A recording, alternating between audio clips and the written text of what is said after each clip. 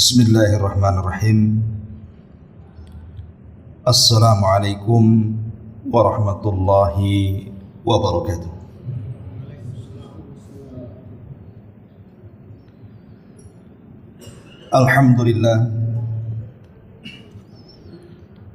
Alhamdulillahilladzi bi ni'matihi tatimmus shalihat. Asyhadu an la ilaha illallah wahdahu rabbi la syarika lah wa asyhadu anna Muhammadan abduhu wa rasuluhu alladzi la nabiyya ba'dah.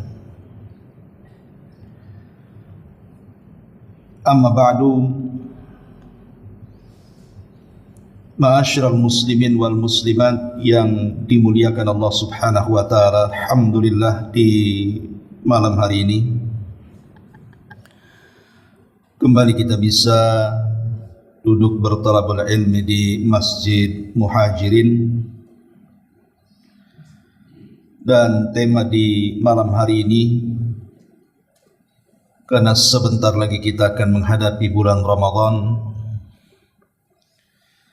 maka kita akan fokuskan pembahasan kita seputar Ramadan.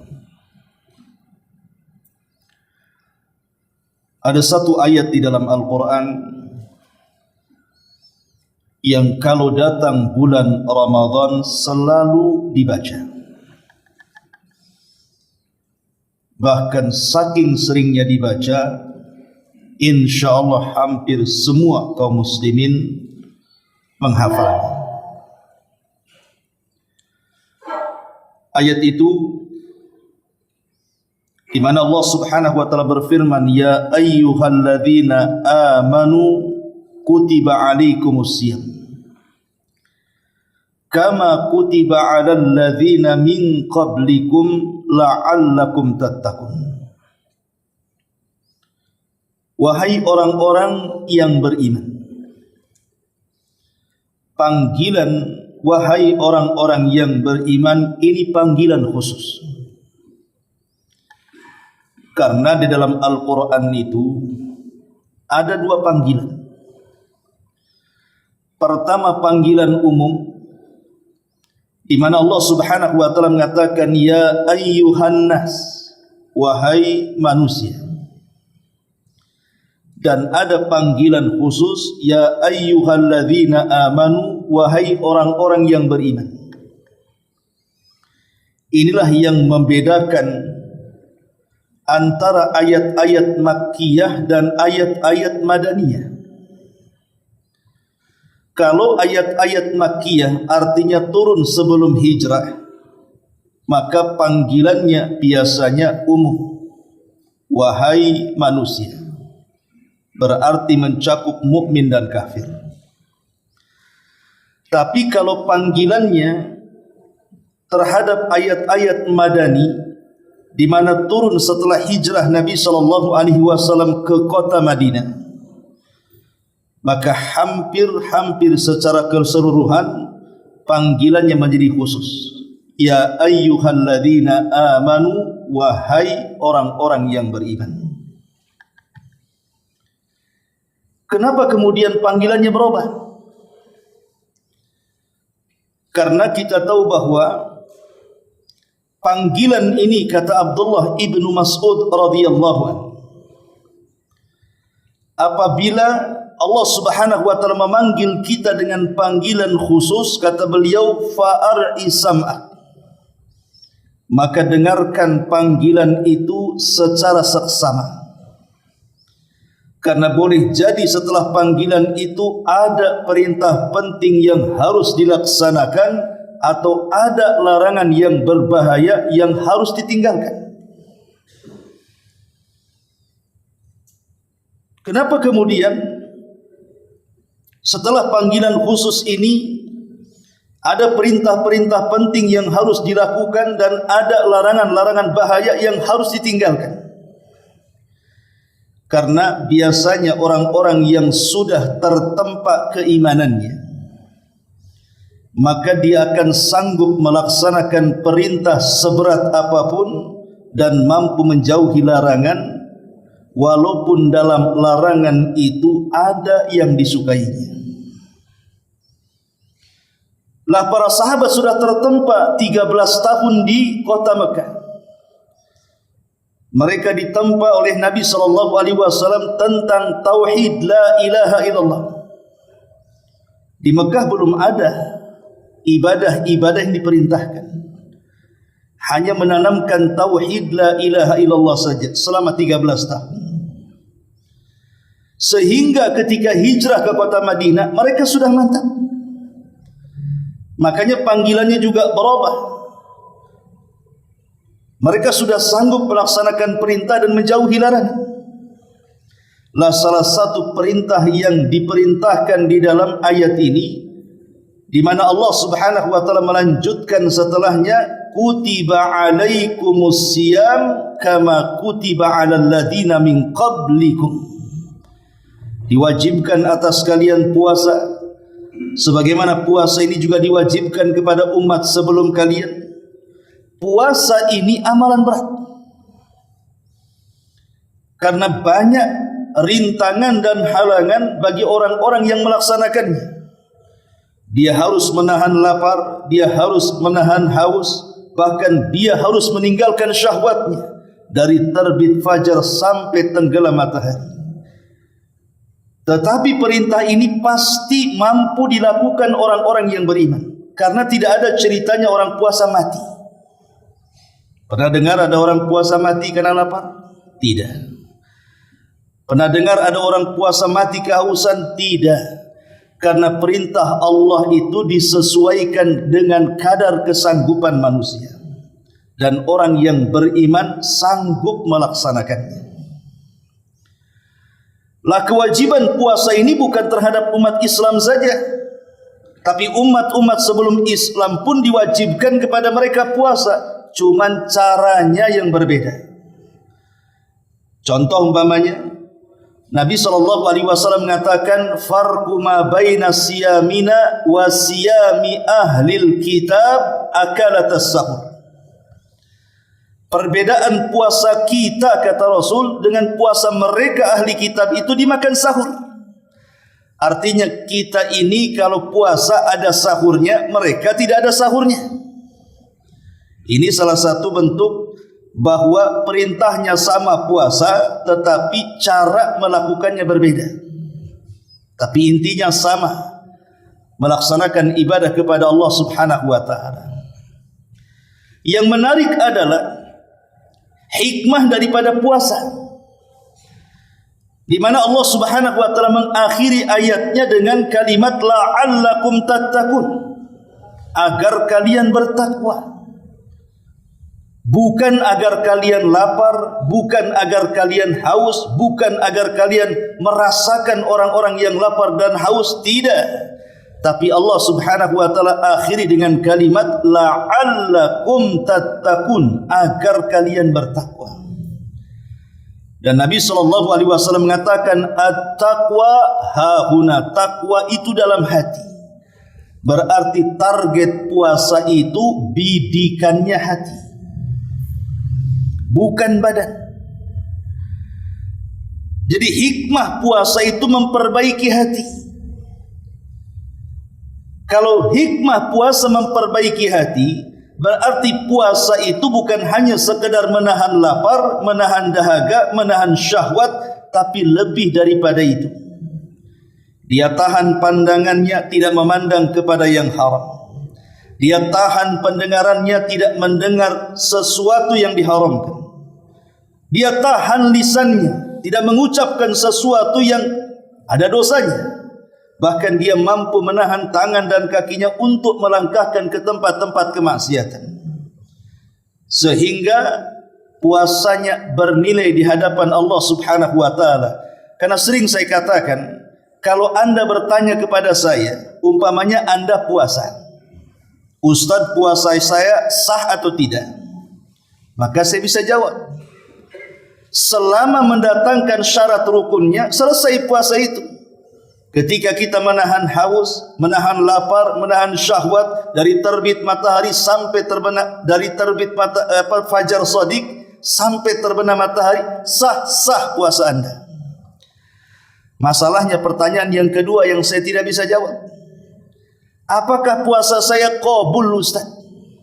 Apakah puasa saya berpahala? Apakah puasa saya diterima? Lah, ini tidak bisa dijawab karena itu urusan kita langsung dengan Allah Subhanahu wa taala. Karena orang yang berpuasa secara umum itu kan dua kelompok tuh. Ada kelompok yang pertama, kelompok yang penting sah. Yang penting tidak makan, tidak minum, tidak melakukan hubungan suami istri, menghindarkan hal-hal yang membatalkan puasa. Sah saja puasanya.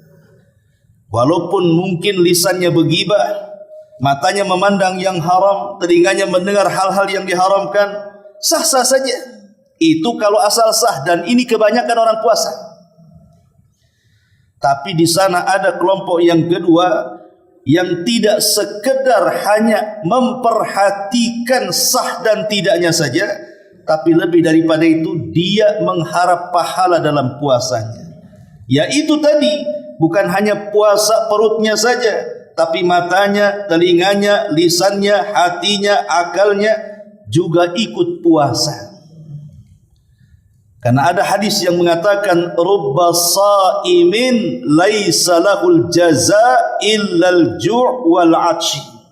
Berapa banyak orang yang berpuasa tapi tidak mendapatkan pahala kecuali hanya menahan lapar dan dahaga saja.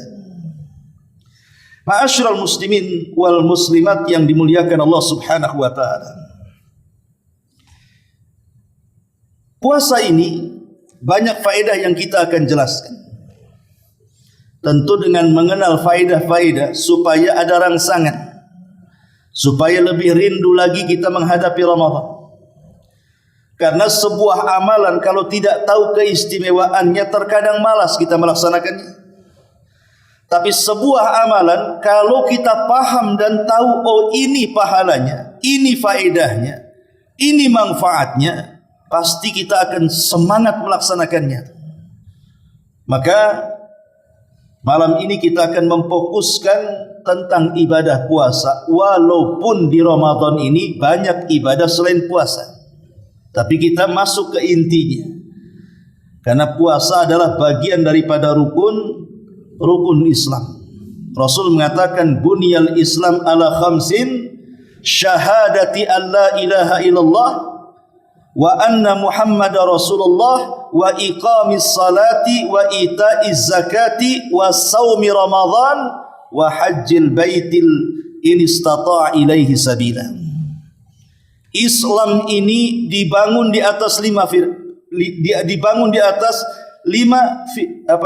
bangunan. Yang pertama syahadat, yang kedua salat, yang ketiga baru kemudian di situ ada zakat, puasa, haji. Ini bagian daripada rukun Islam lah, salah satunya puasa. Lalu apa faedahnya puasa ini? Pertama, faedah puasa. Puasa ini melahirkan akhlak. Sebenarnya seluruh rukun Islam itu melahirkan akhlak. Salat melahirkan akhlak. Inna salata tanha anil fahsya'i wal munkar. Sesungguhnya salat itu bisa mencegah perbuatan keji dan kemungkaran akhlak. Haji juga melahirkan akhlak. Faman hajjal baita, barang siapa yang berhaji ke Baitullah, walam yarfus walam yafsuk, dia tidak berbuat keonaran dan tidak berbuat kefasikan, raja'a ka yaumin waladathu ummuhu, dia pulang dari Mekah seperti bayi yang baru dilahirkan. Menghindari kefasikan, menghindari keonaran, mengucapkan sesuatu yang kotor, itu bagian daripada akhlak. Zakat juga sama, di mana Allah mengatakan khudh min amwalihim shadaqatan tutahhiruhum wa tuzakkihim bih. Ambillah harta-harta zakat itu dari mereka. Untuk apa? Untuk membersihkan harta dan membersihkan hati kalian. Ini bagian daripada akhlak. Lah puasa juga sama. Puasa itu melahirkan akhlak yang banyak sekali. Pertama, akhlak yang dilahirkan puasa itu adalah keikhlasan. Karena puasa itu kan ibadah sirriyah, ya. Ibadah yang tidak ada yang tahu kecuali Allah. Kalau solat bukan ibadah sirriyah, karena nampak yang solat. Ada orang yang sedang solat, kita tahu, oh itu dia sedang solat. Kenapa? Nampak tu takbirnya, nampak rukunya, nampak sujudnya. Ibadah solat ini bukan ibadah sirriyah, tidak terang-terangan. Justru ibadah terang-terangan. Zakat ibadah terang-terangan, nampak hartanya. Haji apalagi terang-terangan, yang ngantar satu kecamatan. Tapi kalau seandainya ibadah puasa ini tidak ada yang tahu, siapa yang tahu dia sedang berpuasa? Apakah pura-pura lemas? Nampak dia puasa? Enggak bisa juga. Apakah pura-pura meludah? Dianggap puasa? Enggak, boleh jadi sedang sariawat. Apakah kemudian pura-pura bibirnya dilap biar kering? Tidak juga, jangan-jangan lagi panas dalam. Ibadah puasa itu tidak bisa dideteksi kecuali kalau orang yang ngomong, "Afan, saya lagi puasa." Walaupun bisa dipercaya, bisa tidak. Dia itu suka bohong, katanya puasa, totalnya makan. Jadi puasa itu tidak bisa dideteksi. Itu urusan kita dengan Allah Subhanahu wa ta'ala. Makanya puasa itu tidak bisa dinilai, keikhlasannya pun tidak bisa dinilai. Kalau solat papanya kan, kita bisa menilai, ada solat si anu tuh khusus sekali Ustaz. Kenapa? Mantap tuh solatnya, lama, iya kan? Oh si anu itu zakatnya berani, sedekahnya apa, nominalnya besar. Oh si anu itu hajinya mantap. Kenapa? Dulu dia itu pemabok, sekarang sudah sadar tuh. Tapi kalau puasa macam mana menilainya coba? Tidak bisa dinilai puasa itu. Makanya sebagaimana puasa itu sifatnya ibadah sirriyah, tidak ada yang tahu kecuali dia dengan Allah, lahirlah keikhlasan.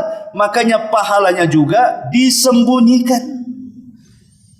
Allah tidak menyebutkan nominalnya. Kalau solat disebutkan nominalnya, zakat disebutkan nominalnya, haji disebutkan nominalnya, tapi puasa tidak. Kata Nabi SAW dalam hadis qudsi itu, as-saumu li wa ana azzibi.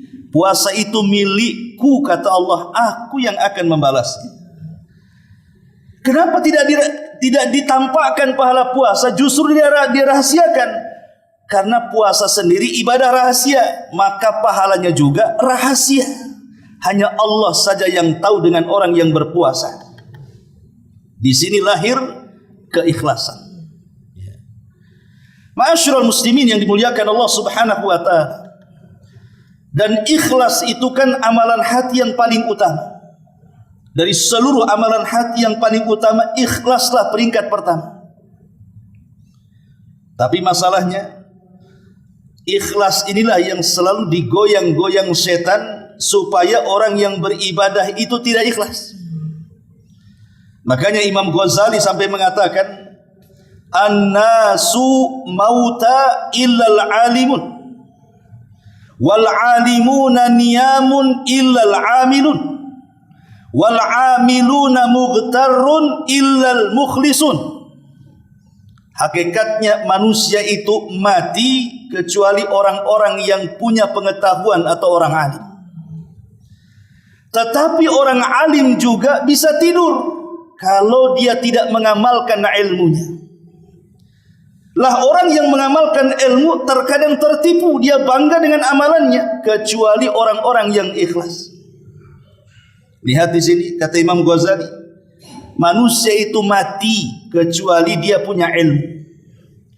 Tapi orang yang berilmu bisa tidur kalau dia tidak mengamalkan ilmunya. Orang yang mengamalkan ilmunya bisa tertipu kalau tidak ikhlas. Berarti kita tahu bahwa ikhlas itu menghidupkan manusia. Jasad tanpa ikhlas seperti bangkai, begitu istilahnya. Makanya ikhlas itu penting. Kalau seandainya dalam badan kita ini ada namanya jasad, ada namanya ruh. maka amal itu jasadnya, ruh itu ikhlasnya. Kalau jasad tanpa ruh, mati dia. Sama dengan amal tanpa ikhlas, percuma dia.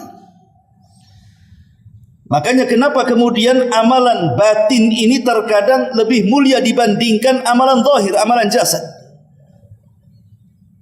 Tetapi masalahnya, terkadang banyak penyakit-penyakit yang berusaha untuk merusak amalan batin ini. Tapi manusia kebanyakan memperhatikan penyakit zahir, tapi tidak pernah kemudian memperhatikan penyakit batin. Penyakit zahir ini anehnya, kalau orang punya penyakit, seandainya jasad kita penuh dengan penyakit, terkadang manusia tidak tahu. Nampak pamannya sehat badannya, rupanya punya kanker. Nampak badannya sehat, rupanya punya tumor. Nampak badan sehat, rupanya asam uratnya tinggi, darah tingginya muncul. Jadi penyakit zahir itu terkadang orang tidak tahu. Tapi penyakit batin terkadang mudah dideteksi. Orang sombong bisa saja, si sombong si anu tuh katanya. Nampak kan gitu. Padahal itu penyakit hati kan sombong itu. Tapi orang bisa nilai itu. Oh si anu pikir itu. Itu si anu hasad tuh. Terkadang penyakit batin ini mudah dideteksi. Masalahnya, ketika orang lebih memperhatikan penyakit zahir dan lupa dengan penyakit batin, dia tidak tahu kalau penyakit zahir itu parah-parahnya hanya menghancurkan dunia. Tapi kalau penyakit batin bukan dunia saja yang dihancurkannya, akhirat pun dihancurkan dia. Kalau seandainya orang punya kanker, paling tinggi mati, selesai dunia dia. Punya tumor, paling tinggi mati, selesailah dunia dia. Tapi kalau penyakitnya itu ria, penyakitnya sombong, penyakitnya sum'ah, penyakit-penyakit yang menghilangkan keikhlasan, itu bukan cerita dunia saja. Di akhirat pun dia akan mempertanggungjawabkan penyakit itu. Karena kita tahu bahwa penyakit zahir itu tidak akan ditanya di hadapan Allah. Yang ditanya itu penyakit batin. Tidak ada orang masuk neraka. Kenapa kau masuk neraka? Kanker? Enggak ada. Bisul? Enggak ada. Tumor? Enggak ada. Yang ditanya itu soal penyakit batin. Karena sombong, karena hasad, karena dengki, iri hati, dan begitu seterusnya. Maka dari sini puasa itu melahirkan keikhlasan, karena puasa itu sifatnya ibadah sirriyah. Tidak ada yang tahu kecuali dia dengan Allah. Makanya dahulu ada ulama salaf, dia puasa selama 40 tahun, keluarganya enggak tahu. Jadi dia kalau pergi ke pekerjaannya, dia membawa sarapan, dia tidak makan di rumah. Kemudian setelah di tengah jalan dia sedekahkan tuh sarapannya. Kemudian pulang maghrib, kemudian dia pun berbuka, itulah makan malamnya. Dan tidak makan lagi, kecuali sahur, minum saja. Setiap hari sampai 40 tahun keluarganya datang. Ya, karena ibadah puasa itu sirriyah sifatnya. Tidak ada yang tahu kecuali si pelaku dengan Allah subhanahu wa ta'ala. Lahirlah keikhlasan. Yang kedua, puasa ini melahirkan akhlak sabar. Bahkan 3 tingkatan sabar itu ada di puasa. Apa tingkatan sabar yang 3 itu? Pertama, as-sabru ala ta'ah. Yang kedua, as-sabru ala al-ma'siyah. Yang ketiga, as-sabru ala al-qada'i wal qadar. Pertama, sabar ketika melaksanakan ketaatan. Yang kedua, sabar saat meninggalkan kemaksiatan. Kemudian sabar dalam menghadapi qada dan qadar, ketentuan Allah subhanahu wa ta'ala kepada kita. 3-tiganya ada di puasa. Pertama, sabar dalam melaksanakan ketaatan. Bagaimanapun orang itu lapar, bagaimanapun orang itu haus, mungkin dengan istilah lapar melilit perut, haus mencekik leher. Kalau belum waktunya maghrib, nggak bisa kemudian kita makan dan minum. Harus sabar, karena itu perintah Allah. Nggak boleh kemudian saya nggak tahan, nggak bisa. harus sabar. Anda sedang melaksanakan ketaatan kepada Allah, tunggu maghrib, baru makan, baru minum. Ini sabar yang pertama, dan ini yang paling tinggi. Kemudian yang kedua, sabar saat meninggalkan maksiat. Sabar dalam meninggalkan maksiat. Jangan sampai ketika kita sedang berpuasa, kemudian mata kita memandang yang haram, telinga kita mendengar yang haram, lisan kita pula mengucapkan hal-hal yang diharamkan. Karena itu bisa menggugurkan pahala. Percuma puasanya jadinya. Lapar, haus, tapi nggak dapat apa-apa jadinya kan. Dia harus sabar supaya dapat pahala. Kemudian juga sabar di dalam menghadapi takdir. Yang namanya tak makan lapar itu sudah takdir. Yang namanya tak minum haus itu sudah takdir. Tapi kita tetap sabar dengan takdir ini. Bayangkan 3 kesabaran terkumpul dalam puasa. Makanya kalau ini bisa kita lakukan dalam ibadah puasa, kita akan mendapatkan pahala tanpa batas. Innama yuwaffas sabiruna ajrahum bighairi hisab. Sesungguhnya Allah Subhanahu wa taala akan membalas orang-orang yang sabar itu tanpa batas. Karena puasa terkandung melahirkan akhlak sabar. Dan sabar di zaman sekarang ini subhanallah sangat dihajatkan, terutama di tengah-tengah masyarakat kita kan, yang sulit mencari ekonomi, sulit mencari pekerjaan ya. Kalau kita tidak sabar, terkadang cari jalan pintas, akhirnya merampok, akhirnya menipu, akhirnya berdusta, mengambil hak orang lain, korupsi dan yang semacamnya. Akibat tidak sabar jatuh kepada maksiat. Makanya puasa itu melatih kesabaran sehingga melahirkan orang-orang yang bertakwa kepada Allah, takut akan maksiat kepada Allah Subhanahu wa taala. Kemudian yang ketiga, lahirlah akhlak istiqomah. Orang puasa itu kan harus istiqomah. Kalau tidak istiqomah dia akan batal. Orang kalau tidak istiqomah dalam puasa, belum waktunya sudah buka, batal puasanya. Makanya melahirkan akhlak istiqomah, lahir di situ kedisiplinan, lahir di situ tanggung jawab, lahir di situ kejujuran. Akhirnya lahirlah manusia-manusia yang baik. Itu kalau kita lebih dalam memperdalami tentang akhlak yang lahir dari puasa. Ini yang pertama, bahwa puasa itu melahirkan akhlak. Yang kedua, kita tahu bahwa puasa ini ibadah yang disandarkan kepada Allah. Secara kaidah bahwa ibadah yang disandarkan kepada Allah itu memiliki keutamaan. Contoh Mekah, di situ ada Ka'bah. Kita sebut Ka'bah dengan apa? Baitullah, rumah Allah. Berarti Ka'bah itu disandarkan kepada Allah. Karena rumah itu disandarkan kepada Allah, jadilah Ka'bah itu sesuatu yang mulia. Kemudian mukjizat Nabi Saleh, unta. Allah katakan naqatullahi, untanya Allah. Unta banyak, tapi kenapa untanya Nabi Saleh lebih mulia dan dijadikan mukjizat? Karena unta Nabi Saleh itu disandarkan kepada Allah, maka dia jadi mulia. Jadi mukjizatnya seorang nabi yang mulia, Nabiullah Saleh alaihi salam. Begitu juga puasa. Ibadah puasa ini ibadah yang disandarkan kepada Allah. Kata Nabi sallallahu alaihi wasallam, kullu amal ibni adam lahu illa siyam fa innahu li wa ana azzibi.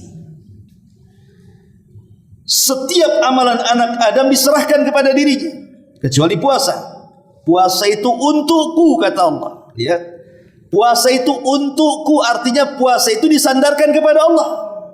Aku yang akan membalasnya. Lah ketika ibadah puasa itu disandarkan kepada Allah, makanya ibadah ini memiliki kemuliaan yang luar biasa. Bahkan faedahnya bukan hanya di dunia, sampai kepada akhirat. Bahkan para ulama menjelaskan, Kemuliaan ibadah puasa yang disandarkan, kenapa disandarkan kepada Allah? Sampai kepada rahasia juga pahala puasa disandarkan kepada Allah. Nanti pada hari kiamat manusia akan dikumpulkan di sebuah tempat namanya qantar. Qantar itu akhir daripada titian sirat yang terbentang di bawahnya neraka jahanam. Di qantar inilah sebenarnya sudah dekat ke pintu-pintu surga tuh. Tapi tiba-tiba kemudian ketika ada seseorang melangkahkan kakinya menuju pintu surga, dihadang dia. Siapa yang menghadangnya? Orang-orang yang pernah dizaliminya, orang-orang yang pernah dianiayanya, orang-orang yang pernah disakitinya, orang-orang yang pernah diambil haknya. Tunggu dulu, jangan kau melangkah ke surga. Kau punya hutang kepadaku. Boleh jadi hutang itu dalam bentuk dulu dia jadi korban pembunuhan. Boleh jadi dulu di dunia dia mungkin jadi korban diambil hartanya orang. Atau mungkin juga jasadnya dipukul, dicaci, dimaki, direndahkan dan begitu seterusnya. Disinilah terjadi barter pahala dosa. Dulu kau memukul aku, mana pahalamu? Aku tidak mau kisos dengan pukulan, cukup serahkan pahalamu. Yang satunya mengatakan, engkau dulu pernah menyakiti hatiku, mana pahalamu? Engkau dulu membunuh aku, mana pahalamu? Akhirnya kemudian pahala orang ini dibagi-bagi kepada orang yang pernah dizalimi di dunia. Sampai ludes tidak ada tersisa. Masalahnya yang nuntut banyak. Ketika pahala sudah habis, yang nuntut masih banyak. Dan mengatakan, mana pahalamu? Kau juga dulu menyakiti aku, katanya. Dia mengatakan, aku sudah tidak punya lagi modal. Aku sudah habis pahalaku. Tidak ada yang akan bagikan lagi kepada siapapun. Karena aku tidak punya apa-apa lagi. Kata yang menuntut, tidak apa-apa. Kamu tidak perlu menyerahkan pahalamu. Cukup kau tanggung dosaku saja. Nih ambil dosaku. Nih ambil dosaku. Nih ambil dosaku. Bayangkan, pahala hilang, dosa orang pula ditanggung dia. Apa enggak bangkrut namanya? Itulah yang disebut dengan hadis muflis, hadis bangkrut. Lah ketika orang ini sudah merasa sesak dadanya, tidak ada kesempatan masuk surga lagi, dia sudah lunglai, dia pun kembali hendak melangkahkan ke neraka dan tidak jadi melangkahkan ke surga. Rupanya Allah datang dan mencegatnya dan mengatakan, wahai fulan, jangan tergesa-gesa masuk neraka. Karena engkau mendapatkan stok pahala yang sangat besar. Engkau itu masih punya tabungan pahala yang sangat banyak. Kemudian Allah Subhanahu wa taala menampakkan pahala itu, rupanya pahala itu adalah pahala puasa. Itulah makna hadis as-saumu li wa ana azzibi. Puasa itu milikku, aku yang akan membalasnya. Akhirnya dia pun senang melihat pahala yang disembunyikan Allah, rupanya itu cukup untuk memasukkan dia ke surga. Ya. Ini yang kedua, bahwa puasa itu sesuatu yang sangat mulia karena diidhafahkan kepada Allah Subhanahu wa taala. Yang ketiga, puasa itu seafdol-afdolnya amal. Dalam sebuah hadis dari Abi Umamah Al-Bahili radhiyallahu an, satu hari dia bertanya kepada Rasul seperti ini, ya Rasulullah, murni bi amrin yanfa'unillahu bihi. Rasul perintahkan kepadaku dengan satu amalan yang amalan itu bisalah bermanfaat dalam kehidupan. Maka Rasulullah SAW mengatakan, alaika bisawmi fa innahu la mithla lahu. Berpuasalah, karena ibadah puasa itu tidak ada yang menandingi pahalanya. Lihat bagaimana Nabi SAW menasihati Abi Umamah Al-Bahili ketika dia mengatakan, ya Rasulullah, perintahkan kepadaku satu amalan yang bisa bermanfaat bagi hidupku. Maka Rasul mengatakan, alaika bisawm, banyak-banyak melakukan puasa engkau, karena puasa itu ibadah yang tidak bisa tertandingi. Dari sini kita tahu bahwa puasa itu amalan yang paling afdal. Kemudian yang keempat, bahwa puasa ini sebagai kafarah bagi kesalahan-kesalahan kita dan dosa-dosa kita. Ikhwatu fiddin yang dimuliakan Allah Azza wa Jalla. Terkadang di dunia ini banyak hal-hal yang melalaikan dari kita kepada ibadah kepada Allah dan berzikir kepada Allah kan? Boleh jadi yang melalaikan itu karena hartanya. Dulu sebelum punya harta banyak masih rajin ke masjid, rajin ke majelis ilmu. Tapi setelah diuji dengan banyak harta, mulai dia meninggalkan masjid, mulai dia meninggalkan majelis ilmu, mulai dia terlalaikan dengan ibadah. Atau terkadang hal-hal yang melalaikan ibadah itu karena anak-anak. Kesibukan kemudian mengurus anak-anak, lalai dia ibadah. Berpikir macam mana anak ini supaya jadi anak. Ya tetap anak, maksudnya supaya jadi orang. Akhirnya mati-matian dia cari dunia supaya anaknya sukses. Lupa dia kewajibannya kepada Allah, saking sibuknya mengurus anak. Atau boleh jadi orang itu dilalaikan karena keluarganya, karena istrinya, karena kerabatnya, karena orang tuanya. Atau hal-hal banyaklah yang terkadang melalaikan kita ini dari mengingat Allah, entah karena perniagaan kita, perdagangan kita, dan begitu seterusnya. Itu memang sifat manusia seperti itu. Ada sebuah hadis dari Hudzaifah ibn Yaman radhiyallahu anhu, di mana Nabi SAW mengatakan, fitnatur rajuli fi ahlihi wa malihi wa nafsihi wa waladihi wa jarihi yukaffiruha as-siyamu was-salatu was-sadaqatu wal amru bil ma'rufi wan nahyu 'anil munkar. Fitnahnya seseorang terhadap keluarganya, terhadap hartanya, terhadap dirinya, terhadap anaknya, terhadap tetangganya. Maksudnya apa? Fitnahnya seseorang kepada keluarganya, maksudnya gara-gara keluarga melalaikan kita dari ibadah. Kemudian yang kedua karena hartanya, gara-gara harta terlalaikan kita dari ibadah. Karena dirinya sibuk mengurus dirinya, akhirnya terlalaikan dari ibadah. Maksudnya mengurus dirinya, karena ada di masyarakat itu orang yang sibuk hanya mengurus badannya saja, nge-gym ke sana kemari supaya badannya sehat, supaya ini, lupa dia sholat. Atau mungkin karena anaknya atau karena tetangganya. Tetapi fitnah-fitnah yang melalaikan dari ibadah berdasarkan hadis ini itu bisa digugurkan. Dengan cara apa? Dengan cara puasa, dengan cara solat, dengan cara sedekah, mengajak manusia kepada kebaikan dan mencegah dari kemungkaran. Lah Rasulullah SAW menyebutkan yang pertama kali yukaffiru hasyam, bahwa puasa bisa menggugurkan fitnah-fitnah itu.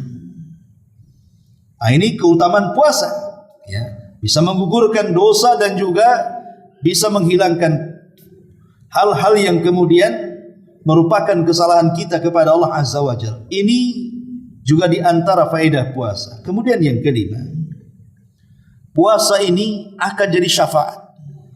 Akan jadi syafaat bagi para pelakunya. Kapan? Di akhirat lah nanti. Jadi saat manusia berada di padang mahsyar, tidak ada yang akan menyelamatkan manusia di akhirat kecuali amalannya. Dan juga syafaat yang Allah izinkan untuk memberikan syafaat kepadanya. Dan yang ketiga, rahmat Allah yang Allah rahmati kepada hamba-hambanya. Itulah yang akan menyelamatkan manusia di akhirat, amalannya dengan syafaat atau dengan rahmat. Lah salah satu yang bisa menyelamatkan kita adalah syafaat. Lah puasa itu nanti akan menjadi pembela bagi kita. Di dunia, ibu bapak yang dimuliakan Allah Azza wa Jalla, kalau kita ini terjatuh kepada sebuah kriminal, tentu kita berhajat kepada lawyer. Kita berhajat kepada pengacara, minimalnya walaupun tidak terbebas, teringankanlah hukuman. Itu di dunia. Walaupun bayar berapapun, dia bayar. Bahkan mencari pengacara yang handal, yang cakap, yang pandai bicara, supaya dia terloloskan dari kasusnya.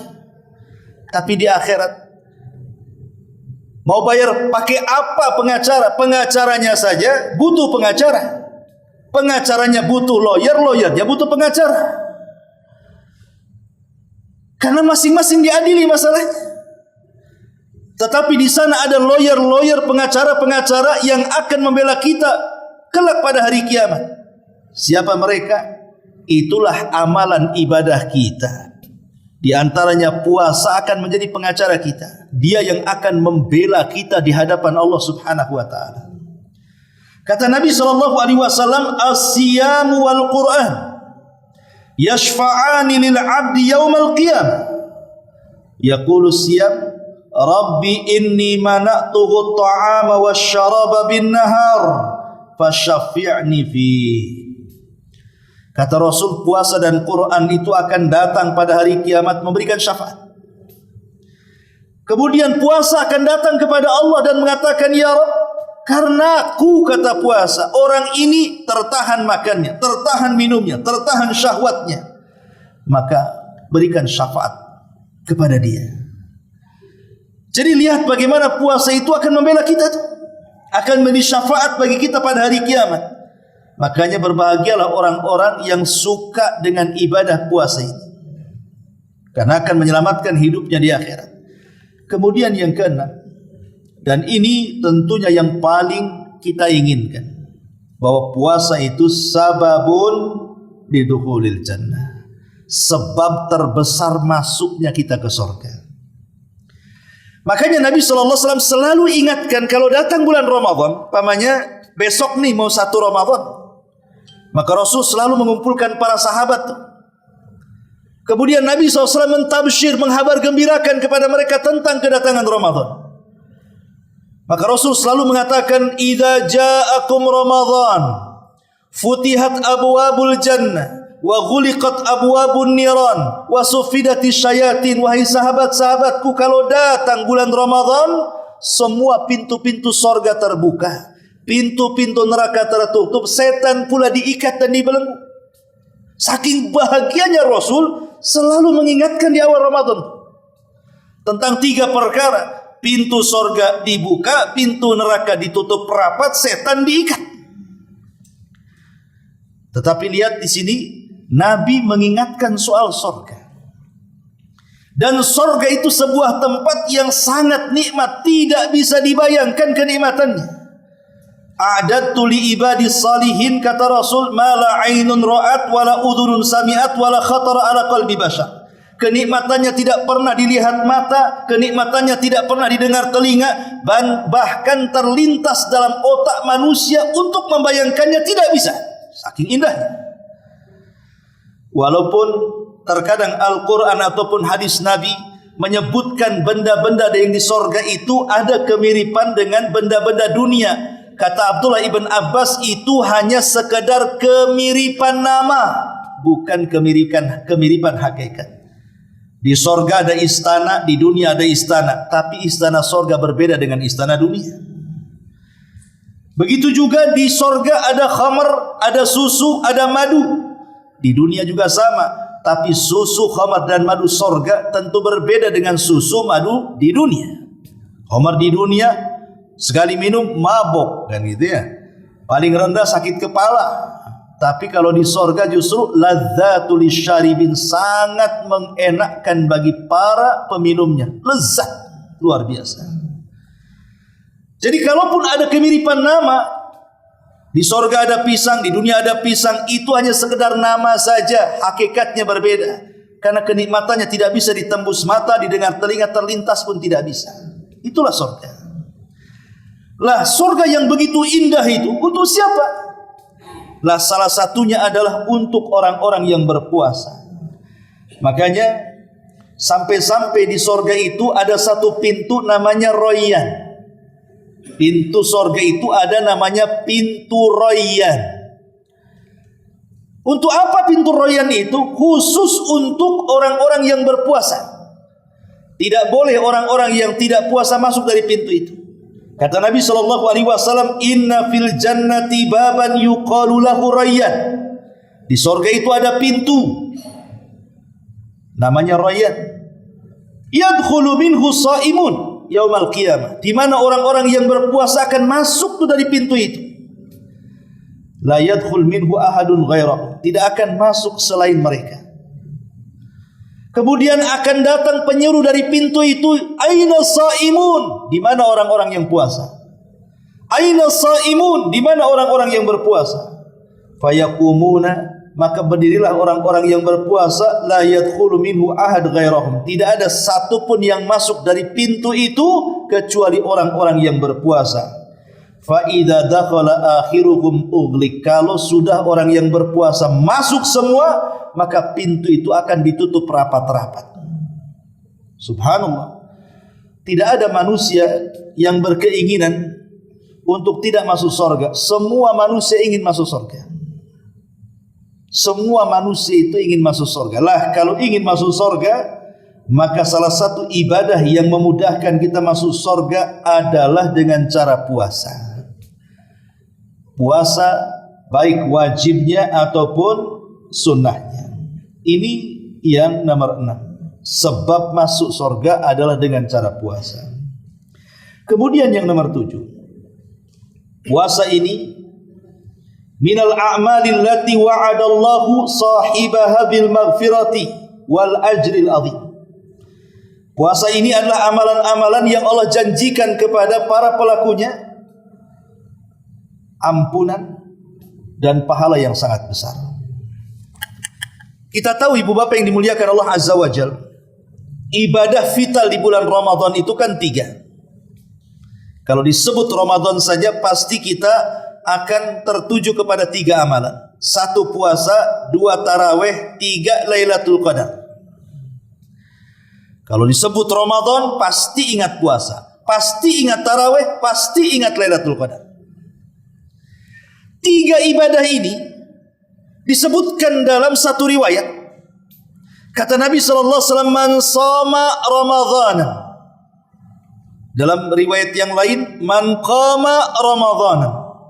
Dalam riwayat yang lain, man qama lailata qadrin imanan wa ihtisaban ghufira lahu ma taqaddama min dhanbi. Siapa yang berpuasa Ramadan, dalam satu riwayat, siapa yang sholat tarawih di bulan Ramadan, dalam satu riwayat, siapa yang menghidupkan malam Lailatul Qadar, yakin akan perintahnya, mengharap akan pahalanya, maka dosa-dosanya akan diampuni Allah. Seolah-olah kalau kita boleh katakan, berarti Ramadan itu dari pagi, siang, sore, malam sampai ke pagi lagi, itu adalah waktu-waktu ampunan. Karena siang puasa kan di siang hari itu, sementara sholat malam di malam hari. Dan 2 ibadah atau 3 ibadah dengan menghidupkan malam Lailatul Qadar itu semuanya menghapuskan dosa. Jadi seolah-olah 24 jam setiap hari di bulan Ramadan itu, amalan-amalan tersebut bisa menggugurkan dosa. Siang dengan puasanya, malam dengan qiyam lailnya. Makanya wajar kalau seandainya Ramadan itu disebut syahrul maghfirah, bulan di mana ampunan Allah itu mudah, karena 24 jam ampunan ada di situ. Dan ini adalah salah satu keistimewaan orang yang berpuasa. Ini juga yang ke-7. Yang ke-8, bahwa orang yang berpuasa itu lis-shaimi farhatan. Orang yang berpuasa itu punya 2 kebahagiaan. Kapan 2 kebahagiaan diberi? Pertama, kata Rasul, inda fitri, saat dia berbuka. Orang yang berpuasa itu bahagia betul saat dia berbuka. Kenapa? Karena biasanya nikmat itu baru terasa kalau hilang. Orang tidak pernah merasakan nikmat memandang kalau tidak pernah buta. Orang tidak akan pernah merasakan nikmat mendengar kalau tidak pernah budak. Orang tidak bisa merasakan nikmat bicara kalau tidak pernah bisu. Sama, orang tidak akan merasakan nikmat makanan kalau dia tidak pernah lapar. Orang tidak akan mampu menikmati bagaimana rasa minuman kecuali dia pernah haus. Makanya ketika kita satu hari lapar betul, kemudian datang makanan di waktu maghrib, senang kita rasanya, bersyukur kita rasanya. Ketika satu hari kita menahan haus dahaga luar biasa, tiba-tiba dikasih minuman. Makanya lihat kalau ada orang haus, tiba-tiba di sampingnya ada orang yang minum, itu tenggorokan kita bunyi-bunyi itu. Kepengen juga kan begitu. Lah itulah kebahagiaan yang sesungguhnya. Tetapi ingat, walaupun seandainya kita diberikan nikmat bisa minum setelah haus, bisa makan setelah lapar satu hari, tapi tetap ada batasannya. Allah Subhanahu wa taala mengatakan, "Kulu washrabu wala tusrifu." Makan engkau, minum engkau, tapi batasi makannya. Jangan kayak orang yang berpuasa yang bersifat dendaman. Ada orang puasa itu suka dendam. Apa-apa siang-siang lapar, tunggu maghrib katanya. Dendam, dia ngancam. Nanti datang waktu maghrib, wah, bukaan satu meja itu pindah dari meja ke perut. Ini kalau sudah satu meja makanan pindah ke perut, pasti satu dia lemas, dua dia malas, gitu ya. Tiga udah bawaannya tidur saja itu. Dan kita bisa rasakan kalau buka itu kayak orang balas dendam. Jangan cerita taraweh yang 11 atau yang 23 rakaat. Salat Isya lo udah nguap-nguap kita dibuatnya. Makanya kenapa puasa itu juga harus menahan nafsu. Kadang-kadang kita ini sudah membeli semuanya waktu sore-sore itu kan. Ketika makan kurma sama air saja merasa kenyang kadang-kadang. Ulama mengatakan sebaiknya kalau ingin makan berat itu setelah tarawih. Silahkan makan berat supaya tidak mengganggu ibadah solat wajib Isya dan juga tarawihnya. Ya, karena pengalaman kan, saya kira di antara saya, ibu bapak semuanya pasti mengalami lah. Kalau sudah maghrib kekenyangan itu pasti bawaannya ngantuk, bawaannya melemas, bawaannya malas, dan itu sangat mengganggu ibadahnya. Ini kebahagiaan yang pertama saat berbuka, tapi ingat ada batasannya. Dan kebahagiaan yang jauh lebih tinggi daripada itu adalah saat berjumpa dengan Allah. Kata Nabi SAW, "Lis-shaimi farhatan." Bagi orang yang berpuasa itu ada dua kebahagiaan. Farhatun inda fitri, kebahagiaan saat berbuka, wa farhatun inda liqa'i rabbih, dan kebahagiaan saat berjumpa dengan Allah Subhanahu wa taala. Dia akan mendapatkan pahala yang disembunyikan Allah. Dia akan bahagia di hadapan Allah. Rupanya dia memiliki tabungan yang banyak di hadapan Allah, sehingga dia akan lebih bahagia ketika berjumpa dengan Allah karena sudah punya tabungan. Ini yang ke-8. Yang ke-9, bahwa mulutnya orang yang berpuasa di sisi Allah itu lebih harum dibandingkan minyak kasturi. Ingat, di sisi Allah ya, bukan di sisi manusia. Kalau di sisi manusia ya sesuai dengan sahurnya. Makan jengkol ya bau jengkol, makan pete ya keluar bau pete, sesuai dengan sahurnya tuh. Maksudnya di sisi Allah. Dan ini kemuliaan. Ketika Nabi Musa alaihi salatu wassalam hendak mendapatkan mandat Taurat, dia akan berpuasa selama 30 hari. Di hari ke-30 karena dia akan berdialog dengan Allah, Nabi Musa hampir membatalkan puasanya. Alasannya apa? Takut kalau puasa itu membuat mulutnya bau. Tetapi ketika hampir Nabi Musa membatalkan, Allah datang dan mengatakan, "Jangan kau batalkan wahai Musa, sempurnakan puasamu 10 hari lagi." Itulah yang Allah firmankan, "Wa wa'adna Musa 30 lailatan." Kami menjanjikan kepada Musa 30 malam. Tsumma atmamnahu bi asyrin. Setelah itu kami sempurnakan 10 hari lagi. Jadi Nabi Musa ketika hendak batal di hari ke-30, alasannya karena takut bau mulutnya. Sementara dia akan berdialog dengan Allah, tapi Allah melarangnya. Kemudian Allah katakan kepada Musa, "Ya Musa, inna famis sha'im atyab indallahi min rihil misk." Sesungguhnya bau mulutnya orang yang berpuasa itu lebih harum dibandingkan bau minyak kasturi gitu. lanjutkan puasa. Subhanallah. Ya, ini juga di antara keutamaan puasa. Kemudian yang nomor 10. Doa orang yang berpuasa itu mustajab. Doa orang yang berpuasa itu mustajab. Nabi mengatakan, "Salasu da'awatin mustajabah.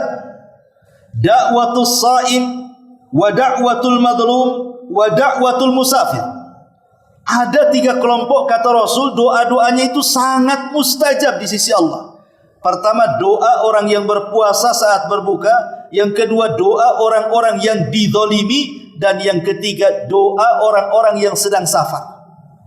Nah, salah satunya di sini da'watus shaim inda fitri, doa orang yang berpuasa saat berbuka. Maka sering saya nasihatkan baik untuk pribadi dan juga ibu dan bapak sekalian, luangkan waktu entah 10, entah 5 menit jadilah saat kita berbuka. Jangan disibukkan dengan perkara-perkara dunia. Terkadang di waktu-waktu mustajab doa kita lalaikan. Karena terkadang masih sibuk cari bukaan di pasar kaget, maghrib di jalan nggak sempat dia berdoa. Ya. Atau malah justru sibuk melihat handphone. Sekarang kan zamannya handphone tuh, melihat YouTube. Atau sibuk kemudian cari remote control TV, mana channel yang paling cepat azannya. Ya. Terkadang ikhwatu fillah muliakan Allah Azza wa Jalla, orang disibukkan. Di situ waktu yang sangat istimewa loh. Sebelum berbuka itu 5 menit jadilah. Kenapa saya katakan waktu istimewa sebelum berbuka? Karena di situ ada hadis Nabi yang mengatakan, "Lillahi utaqa'u minan nar, wa dzalika kulla lailatin min Ramadan." Allah itu setiap malam akan memerdekakan hamba-hambanya dari api neraka. Dan itu setiap malam di bulan Ramadan. Bayangkan ibu bapak yang dimuliakan, kalau seandainya dalam 30 hari bulan Ramadan, satu malam saja tiba-tiba Allah takdirkan satu di antara kita, kata Allah, engkau terbebas dari api neraka, maka selamanya dia tidak akan masuk neraka. Kalau setiap hari kita berdoa kepada Allah minta dibebaskan dari api neraka, tidak mungkinlah 30 hari setiap hari kita meminta kepada Allah untuk dibebaskan dari api neraka, tidak ada yang dikabulkan. Kalau ada saja yang dikabulkan satu malam di bulan Ramadan, Allah kemudian bebaskan kita dari api neraka, selamanya kita tidak akan masuk neraka. Ini kesempatan emas menjelang berbuka itu, angkat tangan tinggi-tinggi, ngomong kepada Allah, "Ya Allah, bebaskan aku dari api neraka. Ya Allah, bebaskan istriku dan suamiku dari api neraka. Ya Allah, bebaskan orang tuaku dari api neraka. Ya Allah, bebaskan anak-anakku dari api neraka. Ya Allah, bebaskan orang-orang yang kucintai dari api neraka." Setiap sebelum berbuka baca seperti itu, minta seperti itu, karena ini sudah waktunya di mana Allah Subhanahu wa taala akan membebaskan kita dari api neraka. Coba, kan cuma ngomong begitu udah sampai 5 menit kan? Kalau sebelum berbuka kita katakan, "Ya Allah," kalau mau pakai bahasa Arab ya bisalah, "Allahumma atik riqabana minan nar." Ya Allah, bebaskan aku dari api neraka. Oke, tidak bisa bahasa Arabnya lah, pakai bahasa Indonesia jadi, pakai bahasa Jawa bisa jadi, pakai bahasa Padang juga jadi, pakai Melayu pun boleh. Allah itu tahu dengan doa-doa kita. Intinya ini waktunya kita minta supaya kita dibebaskan dari api neraka. Kalau ada satu waktu saja dalam Ramadan Allah kabulkan permintaan kita, alangkah bahagianya kita dibebaskan dari api neraka. Faman zuhziha 'anil nar wa udkhilal jannah faqad faz. Siapapun yang terbebas dari api neraka dan dimasukkan ke dalam surga, itulah kesuksesan yang sesungguhnya, kata Allah. Maka waktu ini jangan disia-siakan, karena doa orang yang berpuasa itu mustajab. Ini yang ke-10. Yang ke-11, puasa itu yutahhir al-qalba, bisa membersihkan hati. Kata Nabi SAW, "Saumu syahri sabri wa salasati ayyami min kulli syahrin yadhhabna biwahari sadri." Puasa di bulan sabar, maksudnya Ramadan. Dan puasa 3 hari dalam sebulan, maksudnya Ayyamul Bid, itu bisa menghilangkan penyakit-penyakit hati. Lihat bagaimana keagungan orang berpuasa. Penyakit hati bisa dihilangkan dengan puasa. Karena kita tahu penyakit hati itu sumbernya dua. Pertama hawa nafsu, dan yang kedua syaitan. Dari hawa nafsu lahir syahwat, dari setan lahir subhat. Apa bedanya? Bedanya sama dengan Adam dan iblis. Adam dikeluarkan dari sorga karena penyakit syahwat. Iblis dikeluarkan dari sorga karena penyakit syubhat. Ketika Allah katakan kepada Adam, "Hei Adam, jangan ya kau dekat-dekat pohon larangan ini." Mendekat, makan pula dia. Makan itu urusan syahwat. Gara-gara makan buah larangan, diusir Adam dari sorga. Ketika Allah katakan kepada iblis, "Wa idh qala rabbuka lil malaikati isjudu fasajadu illa iblis aba wastakbara wa kana minal kafirin." Ketika Rabbmu berkata kepada malaikat, "Sujud kau wahai para malaikat." Iblis ada di situ. Semua malaikat sujud, iblis pula tak mau. Maka iblis menjadi makhluk yang enggan, menjadi makhluk yang sombong, menjadi makhluk yang kafir. Allah katakan, "Ma mana'aka alla tasjuda id amartuk." Iblis, kenapa kamu ini tidak mau sujud ketika aku perintahkan? Di sini syubhatnya. Ana khairum min khalaqtani min nar wa khalaqtahu min tin. Aku lebih baik ya Rabb dibandingkan si Adam yang kau suruh sujud aku kepadanya. Kau ciptakan aku dari api, kau ciptakan dia dari tanah. Itu syubhat di kepalanya si iblis itu. Dia merasa lebih baik daripada Adam. Dari segi mana lebih baiknya? Karena iblis merasa ada kemiripan dengan malaikat. Malaikat tercipta dari cahaya, dia tercipta dari api. Api dengan cahaya agak sedikit mirip. Tapi kalau tanah dengan cahaya itu kan jauh, nggak ada mirip-miripnya. Jadi dia merasa dia lebih mulia dibandingkan Adam. Walaupun logikanya kita mengatakan, "Heh iblis, makhluk yang tercipta dari cahaya saja sujud, kau pula makhluk yang tercipta dari api tak mau sujud, kan kurang ajar itu namanya." Kan bisa saja kita katakan seperti itu. Tetapi itulah memang Allah sudah takdirkan, iblis memang seperti itu. Lah iblis akhirnya diusir dari sorga. Kenapa? Karena otaknya error. Ya. Itulah penyakit syubhat. Itulah bedanya syahwat dengan syubhat. Lah dua-duanya bisa dikalahkan dengan puasa. Dua-duanya bisa dikalahkan di bulan Ramadan. Adapun syahwat bisa dikalahkan dengan puasa. Kata Imam Ibnul Qayyim, pangkal syahwat itu 5. 1, kemaluan. 2, perut. Banyak makan, banyak minum. 3, lisan. Banyak ngomong. Akhirnya jadi gibah, namimah, ngomong orang gitu ya. Kemudian yang keempat, mukhalathatun nas. Banyak berhubungan dengan manusia. Ngobrol sana sini tidak jelas. Akhirnya habis waktu ibadah. Dan yang terakhir, mata, banyak tidur. Akhirnya luput ibadah karena tidak sadar orang tidur itu. Berapa jam dia tidur. 5 perkara ini bisa dikalahkan dengan puasa. Pertama, kemaluan. Rasul mengatakan, "Ya ma'syaras syabab, man istata'a minkumul ba'a falyatazawwaj, fa innahu aghaddu lil basar wa ahsanu lil faraj. Faman lam yastati fa alaihi bisyam, fa inna lahu wija," kata Rasul. Hei anak-anak muda, kalau sanggup menikah, menikah.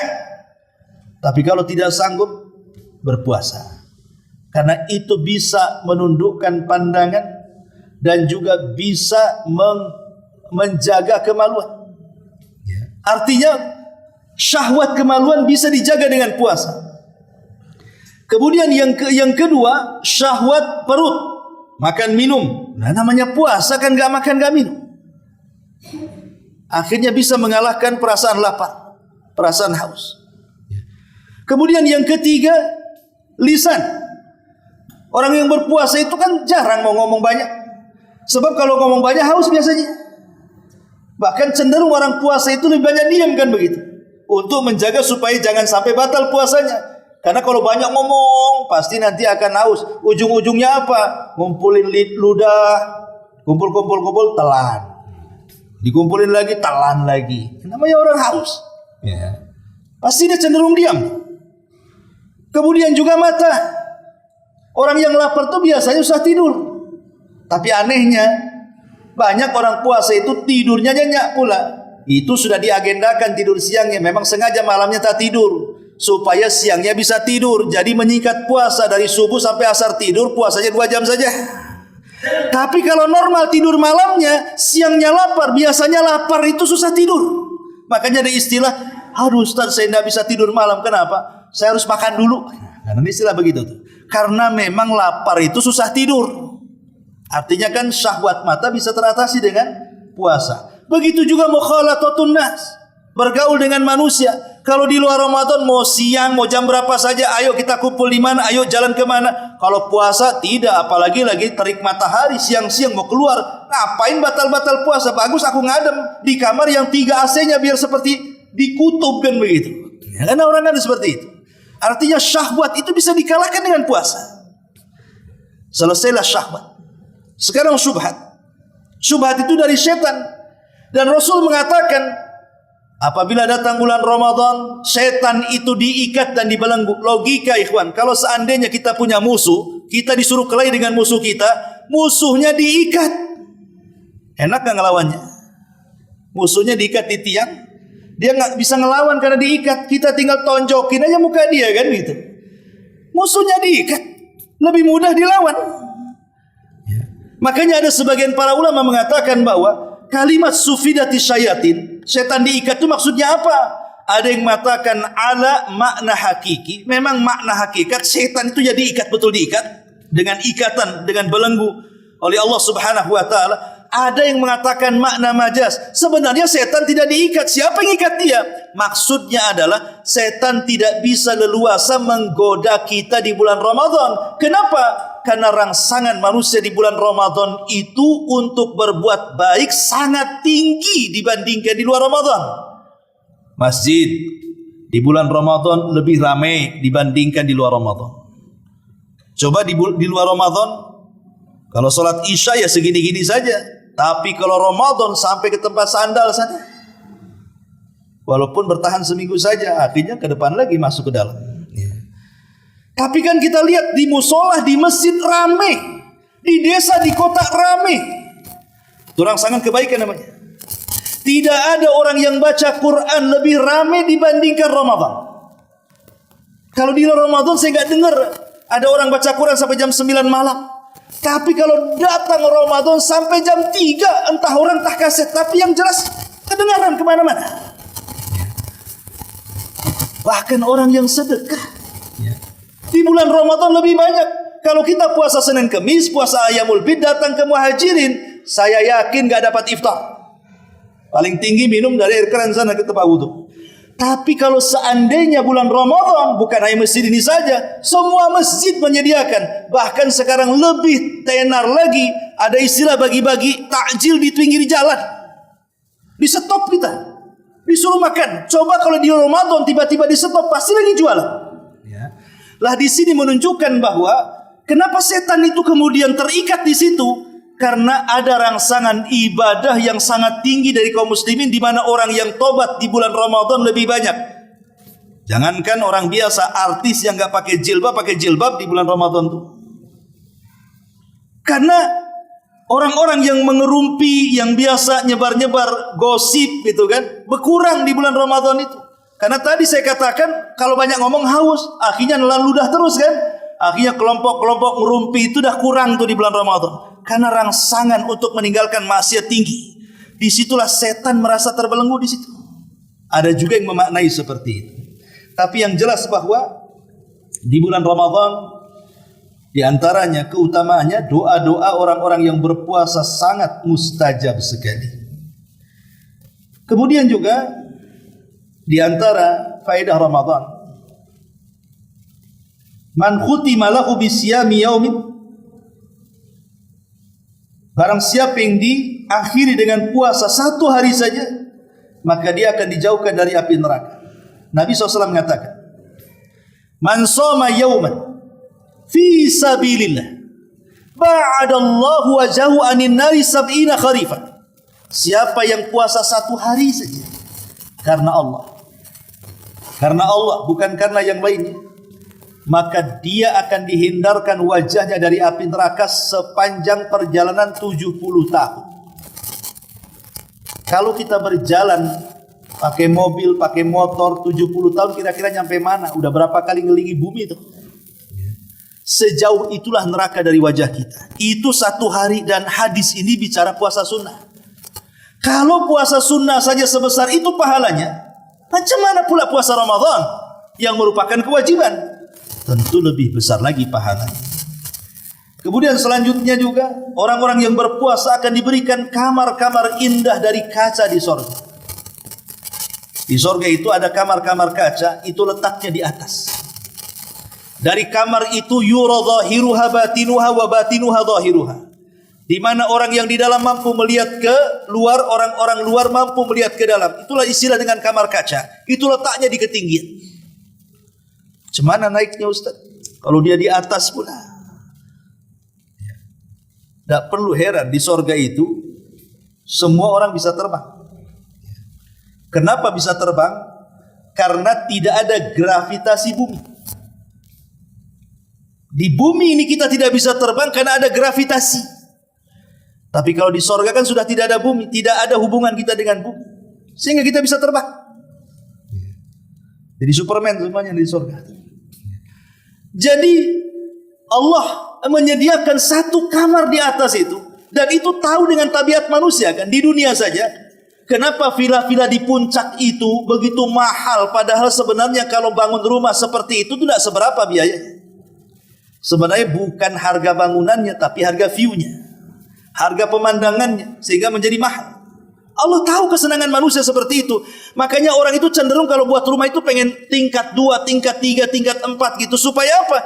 Supaya bisa melihat di sekitarnya kan. Itulah kesenangan orang. Allah pun tahu. Makanya di sorga Allah buatkan tuh rumah-rumah dari kaca yang berada di atas tuh, supaya melihat pemandangan sorga kemana-mana. Lah Nabi SAW bersabda, Inna fil jannati ghurafan turadha duhuruha min butuniha wa butunuha min zuhuriha. Di sorga itu ada rumah-rumah kaca yang ada di atas. Dilihat dari luar ke dalam, dari dalam ke luar. Sahabat bertanya sambil berdiri, ya Rasulullah, liman hiya? Rasul, untuk siapa itu rumah-rumah kaca? Apakah itu untuk para nabi? Bukan. Apakah itu untuk para rasul? Bukan. Lalu untuk siapa wahai Rasul?